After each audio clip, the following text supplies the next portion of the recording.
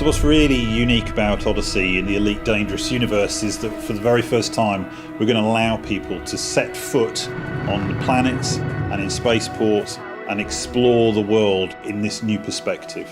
We've tried to maintain what we felt was a core part of Elite, which is freedom of choice. And we really embraced that with Odyssey and have transposed all of those careers back down onto an on-foot experience. So when you're picking your base suit in Odyssey, you're really picking it based on the career and activities that you want to undertake.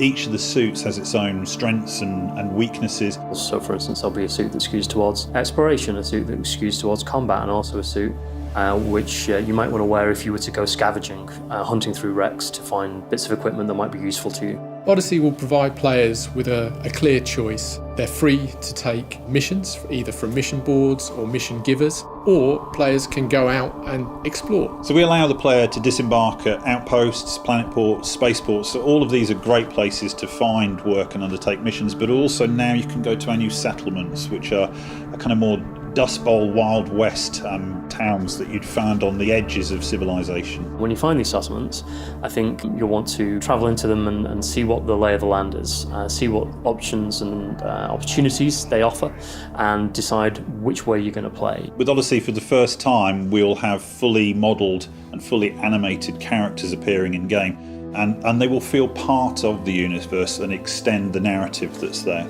They will be moving through these spaces, you'll be able to interact with them, some of them will speak to you, so we've had to work on getting those performances right.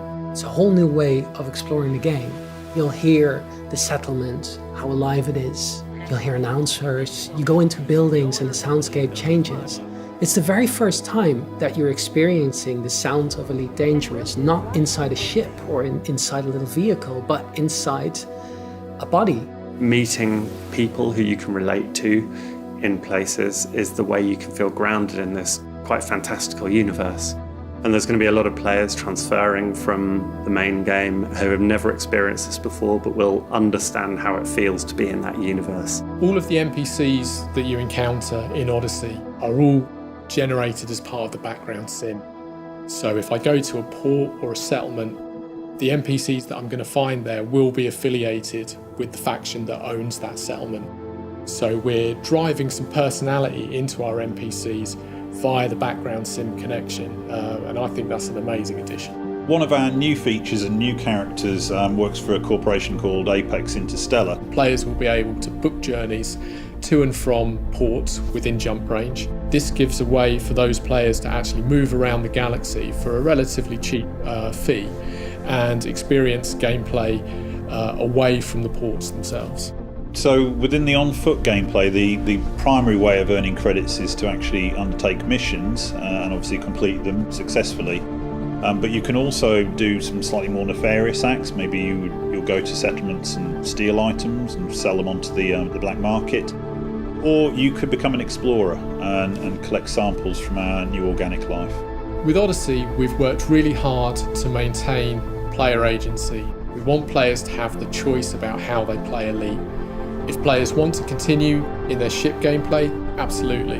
If they want to engage in on-foot gameplay, perfect. If they want to do both, even better. And that really has always been at the heart of Elite. It's not the game we're telling you how to play it, it's the game that you are creating your own story in. We're really looking forward to seeing how our players take that story forward and how they develop it.